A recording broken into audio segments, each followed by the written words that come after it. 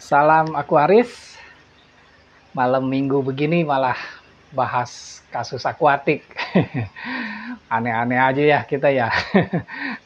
Ya kalau saya kan ada misi, mau cicil-cicil pertanyaan gitu. Jadi sempatnya hari apa ya dilakukan gitu. Ya kebetulan aja jatuhnya hari Sabtu gitu ya. Oke lah, biar cepet ya kita langsung aja. Kita mulai dari Hopa. Kau mau tanya, apakah efek samping menyalakan filter 12 jam saja per hari? Akuarium size 40 kali 20 kali 30. Oh, kecil. Pakai filter gantung paling kecil, isi biofoam sama kapas putih. Ikan gapi 10 ekor sehat. Air jernih, pakai 1 aerator, 2 tanaman hijau. Kasih makan 1 kali sehari. Filter kebanyakan isi rontokan tanaman. Rontokan tanaman, maksudnya gimana? Tadi waktu baru baca ya, udah sempet nanya dalam hati nih. Ngapain filter pakai dimatiin cuman nyala 12 jam? Iseng banget gitu. Nggak taunya akuariumnya kecil ya. Isinya juga cuma ikan gapi lagi. Sebenarnya kan gapi juga nggak pakai filter aja juga cukup kuat ya. Asal dikasih tanaman air yang kayak Hydrilla Egeria densa tuh ya, itu paling banyak mensuplai oksigen gitu saat kena sinar gitu ya. Efeknya sih nggak terlalu besar nih buat lingkup segitu kalau dimatiin 12 jam gitu ya tadi ya. Bakteri juga nggak mati sebenarnya saat filter gantung HOB ya, hang on back filter gitu. Saat filter gantungnya dimatiin, bakterinya sebenarnya nggak mati juga sih. Kan nggak kering bener-bener tuh ya, masih ada sisa air gitu di dalamnya, masih lembab-lembab basah lah ya. Cuma filternya nanti jadi cepet rusak aja. Kalau sering mati nyala gitu tiap hari gitu kan ya. HOB ini jadi cepet rusak gitu ya. Sebenarnya kan HOB juga bisa di setel, bisa dibikin minim alirannya biar arusnya nggak terlalu kuat gitu ya. Atau kalau nggak ya dicabut aja sekalian, nggak usah pakai HOB juga nggak apa-apa sih, kan udah ada aerator ya kan. Jadi tinggal beliin aja biofoam gitu ya, biofoam filter gitu. Pakai ini aja udah cukup sih kalau cuma buat gapi-gapi begitu ya. Saya malah bikin sendiri tuh kalau buat gapi mah ya, bikin sendiri yang filter-filter DIY gitu ya, do it yourself gitu ya. Lebih murah, lebih banyak biologisnya sama mekanisnya gitu, sesuai yang saya mau malah ya. Oke, kita lanjut lagi. Kita ke Pangeran Kodok. Terima kasih banyak sudah dijawab kok. Maksud saya di pertanyaan kedua, saya itu minta tips atau rekomendasi tentang lampu yang persis sinar matahari. Menurut pengamatan atau pengalaman Koko tentang lampu itu gimana? Terima kasih kok. Semoga sehat dan tak pernah bosan menjawab pertanyaan kami yang awam ini. Oh, kemarin ya Pangeran Kodok nanya yang ada kolam di dalam rumah ya, indoor, nggak ada sinar matahari, tapi tanya solusi sinar mataharinya gimana. Tapi kalau memang mau menggantikan sinar matahari ya dengan lampu, ya siap-siap aja ntar pas bayar listrik bulanannya loh. Karena nggak bisa pakai lampu-lampu LED gitu kan. Yang bisa bener-bener buat kebutuhan ini tuh cuma lampu-lampu jenis metal highlight gitu. Yang 2500-an wattnya gitu ya. Itu Changi Airport tuh yang di Singapura pakai ginian buat gantiin matahari di kebun indoor ya. Jadi udah terbukti bisa. Cuma apa bener gitu kebutuhannya sampai segitu ya.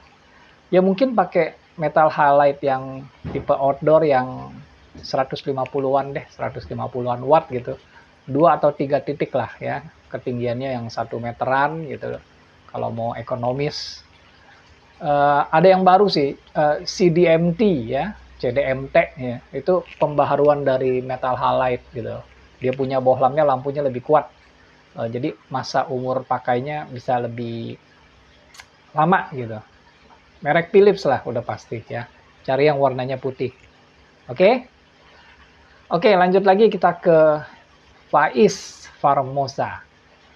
Salam kok, saya mau cerita. Aku punya ikan predator, Pibas, Arwana, Oscar, Belida, RTC, TSN. Tankku ukuran 180 kali 70 kali 70. Terus waktu itu kaca depan ku ganti. Terus ku sirkulasi sama gedebok pisang 1 hari. Ku ganti air baru. Ku sirkulasi 2 hari. Ikan ku masukin semua. Terus jarak 1 hari ku kasih makan. Ikan jatuh. Ikan jatuh. Ini ikan tuh jatuh gimana? Lompat keluar terus jatuh atau ikannya pada diam di dasar semua nih? Aduh. Ini pesan saya buat yang lain kalau tulis pertanyaan gitu ya, bahasanya yang mudah dimengerti gitu ya. Usahakan juga jangan disingkat-singkat kayak gini nih. Bacanya susah ya. Harus memahami maksud pertanyaannya gitu, lalu harus menjawab lagi gitu ya. Jadi tolong saling kerjasama ya. Rawan salah mengerti soalnya ya. Kita lanjut dulu ya, baca sampai habis. Ikan jatuh.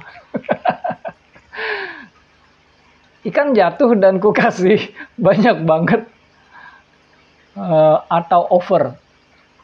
Tapi ikannya, dikasih makan ya. Tapi ikannya semua nggak mau makan. Dan akhirnya pakan kesedot pompa dan ikannya ke atas semua. Ada yang kebalik dan ada juga yang mati. Terus yang aku tanyakan, sebabnya apa kakak? Ikanku mati semua, padahal media lama om. Tadi kakak, sekarang om. Macam mana ini? Mohon semoga dijawab. Ya, aduh, jujur saya bacanya aja udah banyak perjuangan ya tadi ya. Karena biasa kan kita kalau baca tuh sambil pelajari kasus nih gitu ya. Tapi ada usaha ekstra juga, harus mengerti satu persatuan rangkaian kata yang ditulis gitu. Ya udah, biar nggak mubazir ya, saya jawab aja langsung. Ini kejadiannya semua isi akuarium ya, kayaknya keracunan gitu dari penggunaan lem kaca yang dipakai gitu ya. Entah nih jenis lemnya terlalu kuat chemicalnya kayaknya ya, entah terlalu banyak pemakaiannya gitu. Yang pasti udah ada usaha buat netralisir gitu menggunakan gedebok pisang 1 hari gitu ya, buat serap chemicalnya itu nggak berhasil gitu ya. Lanjut lagi dengan ganti air gitu tadinya kan, terus disirkulasi 2 hari gitu ya, itu chemicalnya juga masih terlalu tinggi sebetulnya. Jadi waktu pas running, ikan kan dimasukin gitu.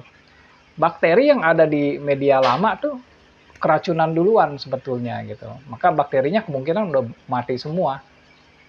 Ikan masuk, otomatis kena dampak keracunan juga gitu. Dikasih makan, ikannya jatuh. Nggak mau makan. Dikasih lagi lebih banyak, sampai banyak sisa makanan. Malah terhisap pompa gitu. Terjadilah pembusukan ya kan. Nah, amonia naik tajam karena jumlah sisa pakan yang berlebihan gitu ya. Nggak ada bakteri juga yang mampu mengurai gitu. Bakterinya udah pada keracunan gitu. Nah, ini kalau ada ikan sinodontis tuh ya, dia bakal terbalik duluan tuh ya di atas permukaan air, terus perutnya gendut, gembung. Nah, itu menandakan oksigen terlarutnya itu sangat kurang di dalam air. Karena banyak oksigen yang bereaksi dengan zat chemical di dalam air tadi. Bereaksi gitu ya. Jadi oksigennya lebih banyak terpakai buat oksidasi zat-zat lain daripada dipakai buat kebutuhan ikan bernapas. Ya. Jadinya ikannya lemes, banyak yang mati gitu. Jadi intinya waktunya terlalu cepat untuk diisi ikan lagi. Harusnya netralisirnya lebih lama gitu. Dan walaupun medianya lama, jangan ambil resiko ya. Bakteri starter bubuk itu kan nggak mahal ya.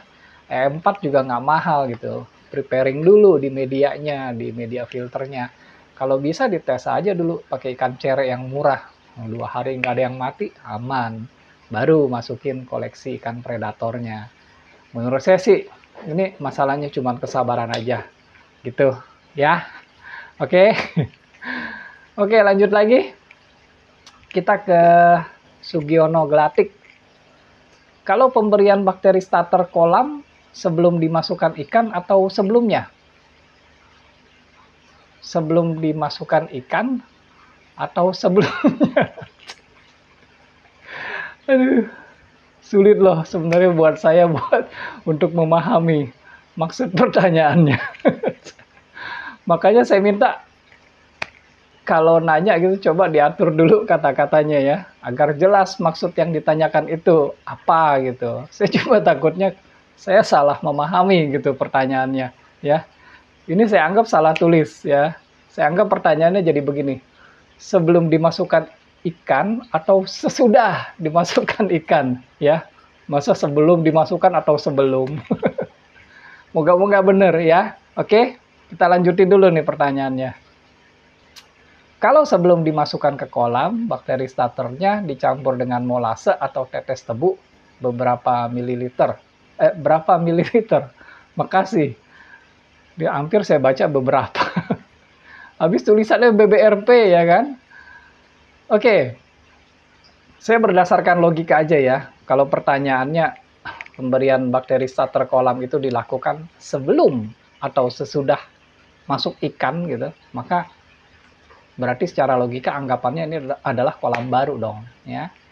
Dan untuk itu udah pernah dibuatkan videonya gitu, cukup detail. Jadi bisa dilihat di situ ya. Biar nggak mengulang-ulang lagi gitu maksudnya tentang apa yang pernah dijelaskan sebelum-sebelumnya ya. Ini judul videonya nih ya. Nah, saya tayangkan di sini ya. Nanti disimak ya di situ ya. Oke. Oke, lanjut lagi kita ke Wery Cesar. Salam sejahtera, Ko. Permisi, Ko. Saya mau bertanya lagi. Hehehe. Pertama, bagaimana cara mengatasi serangan diatom pada akuarium ikan cana?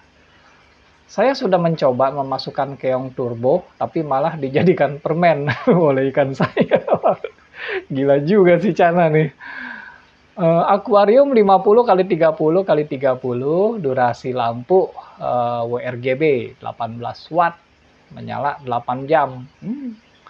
Ada tanaman anubias, substrat hanya pasmal merah, injeksi CO2 1 bubble per 2 second ya, 2 detik. Filter hanya skimmer JY03, rutin water change seminggu sekali dengan air galon isi ulang. Nah, itu udah kelihatan ya. Pertama, cana kan sebenarnya nggak gitu suka terang. Makanya akan lebih bagus kalau cana itu pakai dark water, ya kan? Nah, lalu kedalaman akuariumnya kan cuma 30 cm ya. Sebenarnya pakai 18 watt itu keterangan ya, kalau kedalaman 30 cm gitu. 12 watt aja juga udah cukup ya. Jadi dari pengaruh lampu yang udah terangnya melebihi yang dibutuhkan gitu. Terus selama pemakaiannya juga 8 jam itu cukup lama dalam kasus ini ya. Pakai timer aja, coba bikin 6 jam dulu gitu. Matiin di jam yang nggak perlu. Misal gini, timer on-nya di jam 8 sampai jam 12 gitu. Lalu off di jam 12 sampai jam 2 ya kan. Nah, saat itu kan orang istirahat, nggak ada yang lihat akuariumnya di jam-jam segitu. Timernya offin aja. Ntar nyala lagi di jam 2 sampai jam 4 gitu ya. Tapi hati-hati karena kan cana tuh kalau pas begitu suka kaget gitu. Jadi harus ada over ya. Kalau pas lagi nyala atau mati gitu lampunya, takutnya dia lompat gitu. Nah, apalagi kan akuariumnya nggak dalam tadi, cuma 30 cm ya. Lalu tadi anubias ya kan, pakai anubias. Anubias kenapa juga injek CO2? Kan anubias nggak perlu CO2. Makanya CO2-nya nggak kepake nih, malah dipakai sama para alga diatom itu. Kalau masih mau pakai CO2 juga ya dibikin sangat lambat gitulah. Misalnya 1 bubble per 10 second gitu ya, itu juga nggak apa-apa. Cuma emang setengah mati nih settingnya. Jadi kesimpulannya, diatom itu tumbuh dan beredar di sana karena Wery yang piara mereka secara nggak sengaja. dimodalin gitu, dimodalin sinar, dikasih CO2 ya senang lah mereka. Ya. Kedua, dikarenakan saya menggunakan air galon isi ulang yang memiliki TDS rendah, bolehkah saya menggunakan Oralit sebagai buffer mineralnya kok? Terima kasih, semoga berkah selalu ilmu yang Koko bagikan. Amin. Wah, jangan ya, Wery ya. Oralit itu terlalu minim kandungan mineralnya ya. Jadi kebanyakan kalau Oralit itu campuran garam sama gula doang gitu ya. Lebih berfungsi ke ion tubuh, tapi bukan suplai mineral ya yang dibutuhkan si ikan gitu. Nggak ada kalsium, nggak ada magnesium gitu. Cuman garam-garaman aja sama gula gitu ya, sama gula doang gitu. Jadi saya nggak menyarankan pakai Oralit ya buat pengganti buffer mineral. Kesian ikannya ntar ya. Karena gula itu kan nanti bikin ikannya aktif, tapi mineralnya nggak imbang gitu ya. Nggak bagus nantinya. Oke? Oke, lanjut lagi ke Andrean Fitzgerald. Kok mau tanya, untuk burayak ikan cupang usia 4 hari sampai 2 minggu, apakah bisa diberi pakan pelet halus?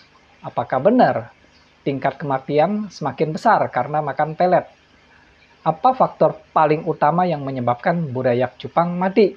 Dan berapa hari sekali ganti air ikan cupang atau cukup ganti saat ada ciri-ciri tertentu kok? Usia 4 hari ya sampai 1 minggu tuh bagusnya cuma dikasih infusoria aja ya. 1 minggu sampai 2 minggu tuh kasihnya kutu air saring atau artemia yang baru netes ya. Nah, kalau dikasih pelet atau kasih kuning telur malah cepat mati ya. Karena kan pasti nggak semuanya tuh dimakan sebetulnya ya sama si burayak ini gitu. Sisanya tuh dalam 1 hari ya sebelum jadi amonia tuh akan membusuk dulu. Nah, waktu membusuk tuh dia mengundang bakteri anaerob dan jamur gitu ya. Jadi bikin kualitas air jadi jelek sekaligus rawan penyakit gitu. Saya dulu juga seorang breeder cupang. Nah, saya tuh pakainya cacing beku. Dikit aja cacing bekunya ya. Misalnya 1 cm kubik nih gitu. Taruh di tutup botol gitu ya, tutup botol, kasih air dikit, terus saya bejek-bejek gitu, mainin pakai tangan gitu, dibejek-bejek cacing bekunya, taruh di botol gitu. Kalau udah tuang, atau pakai pipet juga bisa ditetes-tetesin ke anak-anak ikannya gitu, ntar pada makan deh ya. Nah ntar habis makan jangan lupa di spray pakai E4 yang udah diencerin gitu ya. Jadi kalaupun ada sisa makanan, nanti cepat dia diurainya sama si E4. Kalau airnya bagus ya dan gak ada penyakitnya, pembunuh nomor 1 yang bikin anak ikan cepat mati itu sebenarnya suhu gitu. Jadi usahakan breeding tuh pakainya bak semen, lebih kuat dia nahan perubahan suhu ya, jauh lebih stabil gitu. Jangan kejemur sinar matahari langsung gitu. Jadi perubahan suhu antara siang dan malam nggak terlalu jauh ya. Kalau baby gitu masalahnya rawan banget kalau suhu siang sama malamnya lumayan jauh ya. Lalu kedalaman air juga nggak boleh dalam-dalam. Paling sekitar 10-15 cm lah maksimum ya. Kalau mengenai pergantian air ya, air kan yang pasti udah nggak boleh pakai air pump langsung. Harus air pump yang paling nggak udah diendapkan 3 hari ya. Bukan diendapkan 1 hari loh ya. Karena ini baby gitu ya. Jadi walaupun udah dikasih anti klorin ya, kalau 1 hari ini walaupun udah dikasih anti klorin, tapi dia sebenarnya masih belum soft gitu, belum lembut gitu. Jadi makanya harus 3 hari. Lalu nanti kita kasih methylene blue 1 tetes saja per 10 liter air ya sama daun ketapang gitu. Kalau ganti air usahain tiap hari. Kita sedotin air yang di permukaan, kan biasa agak berminyak gitu ya. Nah, begitu air udah turun 1 cm-an, udah cukup. Tambahin lagi air baru yang udah mengendap tadi gitu ya. Kalau dulu sih saya gitu caranya. Jadi banyak yang hidup ya. Semoga berhasil, oke? Oke, lanjut lagi kita ke Hupa. Mau tanya kok, berapa pH dan TDS ideal untuk akuarium ikan gapi dan alat ukur yang akurat pakai apa? Terima kasih. pH ideal ya, pH ideal Gapi ya 6,5 sampai 7,5, tengah-tengah gitu ya, netral gitu. Kalau TDS sih Gapi itu benernya range-nya lebar, cukup lebar. Dari 200 sampai 1000 aja dia bisa gitu ya. Tapi yang bagusnya usahakan sekitar 400-an lah ya. Kalau mengenai alat ukur, sebenarnya saya udah sering banget sih bilang pakai yang cairan ya, bukan yang strip test gitu ya, yang model celup gitu, apalagi digital gitu ya. Itu sering ngaco. Kalau TDS nggak masalah, pakai digital boleh. Oke? Oke, lanjut lagi kita ke Dani Perdana. Tolong bantuannya kok. Saya baru mulai usaha pembesaran ikan-ikan Amazon, misal Corydoras, Palmas, Tetra, dan lain-lain. Ukuran akuarium 100 kali 50, tinggi air 20. Wah, pendek ya. Kedalamannya ya, cuma 20. Ikan rentan sakit dan akhirnya mati. Populasi memang padat, 200 ekor per akuarium ya, karena pembesaran ya. Ikannya masih kecil-kecil. Oke. Corydoras sering mati, sirip pektoralnya kayak nekuk, akhirnya mati. Palmas velvet, seluruh badannya seperti ada lapisan berwarna emas. Kalau tetra, seringnya bloating atau dropsy. Filter dari sumur, pakai manganese green sand dan pasir silika. Sistem penampungan dan diaerasi. Filter akuarium hanya biofoam. Oke. Ada dua hal sih yang saya perhatikan ya di sini ya. Pertama, dari gejala-gejala yang diceritakan tadi ya, itu lebih ke arah aklimasinya yang masih salah sih. Aklimasinya masih kecepatan gitu. Sementara ikannya kan masih baby semua ya. Aklimasi yang paling baik tuh buat baby model begini harusnya sih metodenya dripping, itu udah paling aman ya. Jadi tetes demi tetes ya. Kalau udah aklimasi usahakan pakai heater dulu gitu, 3 harian lah, 3 hari pertama gitu. Pasang termometer ya, biar pasti gitu, biar tahu suhu yang ditargetkan yaitu 30 derajat Celcius itu tercapai nggak gitu. Pasang termometernya di ujung yang berjauhan dengan tempat dipasang heaternya ya. Nah, dijamin nih kalau cara begini biasanya 90% ikan sehat semua gitu. Lalu yang kedua, biofoam ya, biofoam yang dimaksud ini yang pakai aerator bukan? Ya. Kalau iya, sebaiknya satu akuarium itu pakainya 3 buah ya. Karena biofoam ini pasti nggak memenuhi syarat 30% sistem filtrasi gitu soalnya ya. Nggak ada sirkulasi dia ya. Nggak ada sirkulasi dari ujung sampai ujung tuh nggak bisa gitu ya. Jadi perlu handle 3 tempat, ujung, sama tengah gitu ya. Nah, lalu kasih 1 sendok makan E4 ya buat minggu pertama gitu. Minggu-minggu berikutnya cukup 1 sendok teh. Dan selalu siapkan wadah karantina. Jadi setiap ikan yang udah kelihatan kondisinya nggak gitu bagus, segera pindah ke wadah karantina gitu biar nggak menular ke ikan yang lain. Ya, oke? Semoga berhasil ya, oke? Oke, kita lanjut lagi ya. Kita ke Rizky Putra. Mau tanya Om, kolam saya ukuran 250 kali 160 kali 120, chamber ada 4 kotak, masing-masing 50 kali 40, dalamnya sama 120 cm. Apakah sudah maksimal ukuran chambernya kok? Atau masih kurang besar? Dan ikannya rata-rata ukuran 20 cm, saya isi 40 ekor. Menurut Koko ini kebanyakan apa kurang kok? Tapi airnya di kolam saya selalu jernih kok, soalnya saya rutin kasih E4 seminggu sekali sesuai arahan dari Koko kemarin. Mohon sarannya kok, terima kasih. Aduh, ini baru aja ya diterangin cara ngitungnya di video yang kemarin, bener-bener baru. Rizky nonton aja nanti di video yang sebelum ini ya. Persis yang sebelum ini gitu, tanya jawab Aquatic 35 gitu ya. Jadi saya sangat menyayangkan waktunya soalnya ya, kalau harus selalu menjawab hal-hal yang sama terus-menerus gitu ya. Jadi yang saya lakukan apabila ketemu hal-hal semacam ini ya, yang udah pernah ditanya gitu dan pernah dijawab, saya tunjukin aja linknya atau videonya ya. biar bisa skip ke pertanyaan lain yang belum pernah gitu. Ya, saya mohon maaf ya. Saya lanjutkan ke pertanyaan yang berikutnya aja ya. Oke. Kita ke Cleon. Izin bertanya lagi, Om Vincent. Saya baru mau belajar tentang parameter air. Om Vincent menyarankan menggunakan alat tes parameter yang cairan. Pertanyaan. 1. Saran merek apa ya Om yang recommended? Sebenarnya saya paling kikuk kalau ditanya merek apa. Terpada salah sangka. Dikiranya saya promosi gitu, promosi barang gitu atau merek tertentu gitu ya. Jadi menurut saya selalu bilang gitu, sesuai budget aja lah ya. Soalnya gini ya, saya belak-belakan aja ya.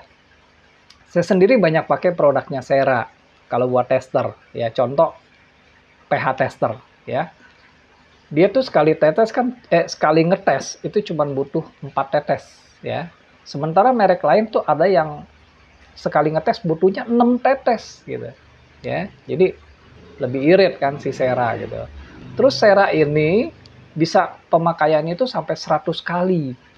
Sementara produk lain itu 50 kali gitu ya. Jadi lebih irit gitu. Kalau saya menyikapinya gitu, cari yang lebih ekonomis gitu. Lalu range pengukurannya juga cukup lebar. pH-nya tuh 4,5 sampai ke 9 ya. Cukup lebar yang bisa dia tes gitu. Nah, bisa buat air tawar, bisa buat air laut. Emang harga lebih mahal lah ya daripada produk lain. Nggak sampai 2 kalinya sih. Tapi kan berarti tetap paling ekonomis si Sera gitu. Orang dia bisa 100 kali pakai gitu ya. Nah, cuma kan nggak semua orang mau langsung beli barang yang harganya mahal gitu. Walaupun udah tahu kalau itu lebih hemat. Jadi disesuaikan dengan kebutuhan gitu ya. Gitu maksud saya gitu ya. Kalau pH saya pakai Sera gitu ya. Yang lain ada lagi fosfat saya pakainya API ya. Itu lebih enak daripada Sera. Kenapa? Kalau Sera tuh ribet sampai 3 botol cairan gitu. Terus ada pakai kayak bubuknya lagi gitu. Kalau API enggak, cuman 2 tetes, cuman 2 botol aja udah langsung jadi ketahuan gitu. Jadi beda-beda sih, ya. Oke. Nah, pertanyaan kedua. Selain pH, GH, KH, dan TDS, apalagi yang perlu diperhatikan dalam parameter air, Om? Wah, kamu salah, Cleon, ya. Jadi parameter utama itu sebenarnya cuman pH, amonia, sama nitrit aja. Ini yang paling utama. GH, oke, GH itu dibutuhkan kalau kamu niat breeding, ya. Atau kalau tes TDS angkanya tinggi nih gitu. TDS kan secara basic itu adalah GH plus DOC sebenarnya, ya nggak? Jadi yang tinggi yang mana nih, GH-nya atau DOC-nya? Gitu, ya. Anyway, kalau TDS nggak apa-apa ya pakai yang digital, ya. Yang biasa buat pakai hidroponik tuh itu juga nggak apa-apa, sama aja gitu ya. Lalu kalau KH tadi ya, KH tuh sebenarnya lebih dibutuhkan oleh para aquascaper yang banyak main dengan tanaman akuatik ya, karena kan mereka ada kebutuhan mau injek CO2 gitu. Harus tahu jadinya apakah CO2-nya mubazir apa enggak, ntar keburu jadi kalsium karbonat apa enggak gitu ya. Atau kalau Cleon mungkin lagi mau timbang-timbangan buffer pH gitu. Kan kebutuhan oyster nggak ada formula tuh, harus langsung praktek gitu. Jadi mungkin kaget kalau pH-nya diukur, wah tinggi banget gitu. Ini apa gara-gara buffer si oyster segini gitu dan lain-lain gitu. Tapi kan Cleon seharusnya udah tahu gitu membedakan pengukuran pH karena hasil oksigen atau bukan, ya kan?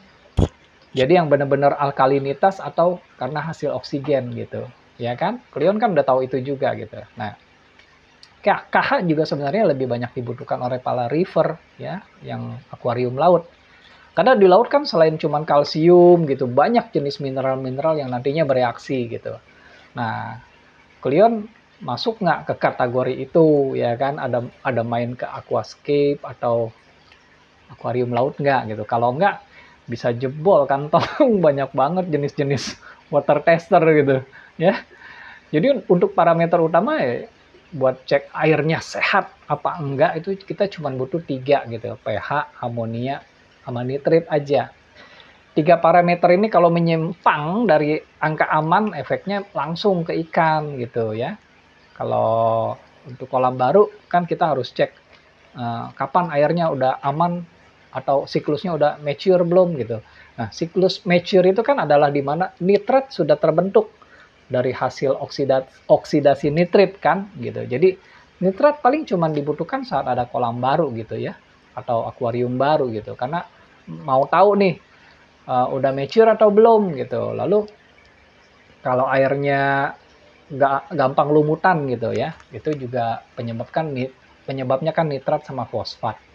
Karena nitrat sama fosfat itu kan makanan utama para lumut gitu. Jadi ini by case aja kalau nitrat sama fosfat gitu ya. Nggak perlu dilengkapin. Kalau someday ada case kayak gitu ya mungkin baru beli gitu ya. Nah, kalau enggak ya terbanyak keluar duit masalahnya. Nah, yang sering dilupakan orang itu justru parameter suhu tuh. Mentang-mentang tinggal di daerah tropis gitu kan. Nah, tapi ini termometer ya sebenarnya sangat diperlukan pada saat pengobatan gitu. Jadi itu beli deh. Murah kok cuman 10 ribuan gitu. Ya, yang murah nggak ditanya, yang mahal malah ditanya. Jangan beli termometer yang digital ya, itu juga gampang ngaco. Oke? Ketiga, berapa angka ideal dari setiap parameter di atas Om? Dalam kasus saya memelihara ikan cupang, ikan nila, konsumsi ya, dan beberapa predator, arwana, cana, aligator gitu. Cupang, oke. Cupang tuh ya netral lah di 6,5 sampai 7,5 ya. Kalau arwana, nila, aligator itu lebih ke pH-nya lebih ke atas ya, lebih ke alkali gitu. Jadi 6,5 sampai 8 ya. Kalau cana 6 sampai 7, dia lebih suka pH-nya agak rendah gitu ya. Kalau amonia sama nitrit ya udah pasti idealnya 0. Gini aja, kalian inbox aja ke email saya ya di cincinvincent@gmail.com ya. Bilang aja kalian mau software aplikasi virtual aquarium. Nanti saya kirim deh share linknya ya, karena cukup besar jadi nggak bisa di-send lewat email. Harus terpaksa lewat Google Drive ya, tapi bisa saya share linknya, jadi orang bisa download dari situ ya. Di aplikasi itu masalahnya ada ensiklopedianya, komplit, baik ikan maupun tumbuhan ya, parameter idealnya berapa gitu. Bisa cari semua tuh di situ ya, jauh lebih enak. Cuma di PC, nggak bisa di Android ya. Terima kasih Om, maaf jika terlalu panjang, sukses dan sehat terus untuk Om Vincent. Enggak, segini mah nggak panjang. Santai aja ya, Cleon, oke? Oke, sekarang lanjut lagi kita ke Retno Anggraini. Salam Aquaris kok. Mau tanya kalau pakai Vivaria Purity atau Purigen, apakah tidak boleh pakai garam atau glucosal sama sekali? Karena garam kan katanya bisa melepas zat yang sudah diabsorpsi. Oh, takut dia. Enggak ya, Retno ya. Nggak usah takut. Ini kamu salah mengerti ya. Ini mungkin ya semua orang mungkin banyak yang salah mengerti tentang produk absorben kayak Sichem Purigen sama Vivaria Purity ya. Mereka itu absorben yang lebih prioritasnya ke partikel organik gitu ya. Ya mungkin karena ada statement, mungkin pernah baca gitu statement dari produk-produk ini yang menyatakan bahwa mereka mampu menurunkan kadar amonia, nitrit, nitrat gitu. Jadi mikirnya, oh mereka nih bekerja di tingkat molekuler gitu. Enggak ya, enggak, bukan begitu gitu. Jadi mereka sebenarnya kan menyerap partikel yang punya potensi akan teroksidasi menjadi amonia. Ya. Jadi sebelum jadi amonia nih, itu partikel udah diserap. Lebih tepatnya begitu gitu ya. Kalau udah keburu diserap kan nggak jadi amonia. Kalau udah nggak jadi amonia kan nggak jadi nitrit. Terus aja disambungin lagi gitu. Kalau udah nggak jadi nitrit kan udah nggak jadi nitrat gitu ya. Dan produk absorben ini dipakai di kedua jenis akuarium loh, baik akuarium tawar dan akuarium laut. Akuarium laut kan kadar garamnya banyak gitu ya. Jadi Nggak begitu ya, Retno. Aman, jangan takut. Oke? Oke, lanjut lagi kita ke Abai. Salam Aquaris kok. Thanks atas semua jawabannya kok. Senang banget selalu mendapat ilmu yang sangat bermanfaat dari Kokoh. Izin bertanya lagi ya kok. Dalam video ini tadi sempat disinggung terkait sand filter untuk menghilangkan bau besi dan lainnya dalam air. Yang ingin saya tanyakan, apakah sand filter ini bisa juga berfungsi sebagai filter anoksik atau beda mekanisme prosesnya kok? Kemudian untuk backwash sand filter yang baik itu seperti apa? Dan idealnya dalam jangka waktu berapa hari atau berapa bulan kok? Terima kasih atas jawabannya dan salam sehat, sukses dan penuh berkah ya kok. Thanks kok. Ya, Abai.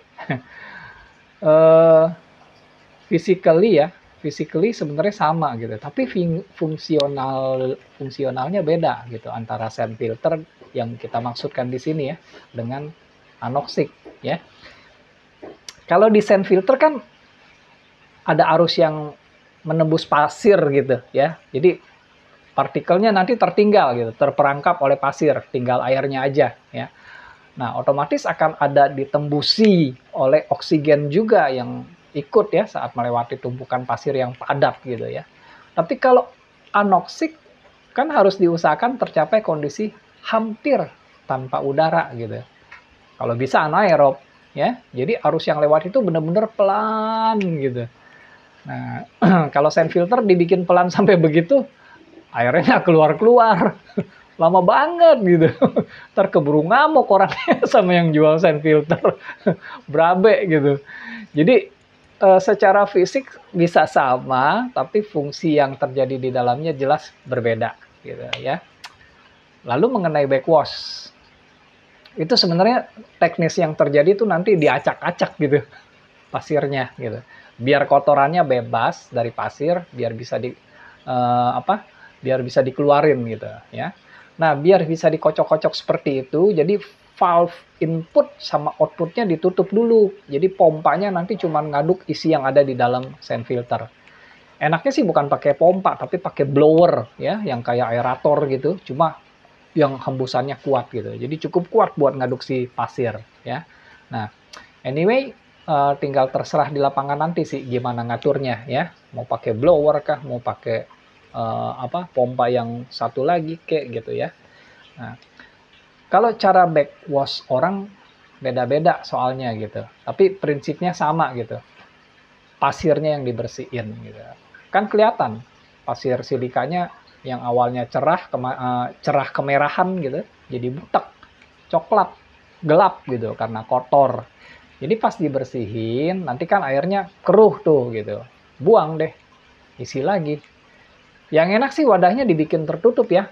Jadi valve output saat ditutup gitu, tinggal buka lubang hawa aja yang ada di atas. Airnya muter kan, ngaduk pasir yang ada di dalam gitu. Jadi nggak sampai gembung gitu kan takut pecah. Jadi ada lubang hawa di atas yang bisa dibuka gitu. Nah, begitu rasanya udah cukup, airnya udah bersih, air yang keluarnya udah bersih, atau pasirnya kelihatan udah bersih, udah nggak usah dibersihin lagi ya. Nggak harus bersih-bersih amat sih, nggak apa-apa ya. Lalu kalau masa pembersihannya, yaitu sih tergantung case masing-masing, nggak bisa seragam gitu maksudnya. Ada yang cepet gitu, ada yang cepet tahu-tahu udah kotor minta di backwash, ada juga yang lama ya, pakai air berapa lama gitu masih lancar aja, masih oke gitu keluarnya ya. Kan kelihatan dari outputnya, kalau outputnya udah mulai pelan gitu ya, itu biasanya udah kotor gitu ya. Jadi ya kita harus cek aja sand filternya berapa lama dia kotor. Nah, itu dijadiin pedoman gitu ya. Oke, Abah ya. Oke, selesai sampai di sini dulu ya. Semoga menjawab mengenai kasus-kasus yang ditanyakan. Mohon maaf kalau buat yang belum sempat dibacakan pertanyaan-pertanyaannya, nanti pas ada kesempatan ya pasti dibaca juga kan ya.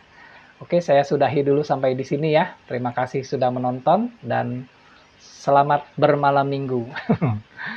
Salam Aquarius.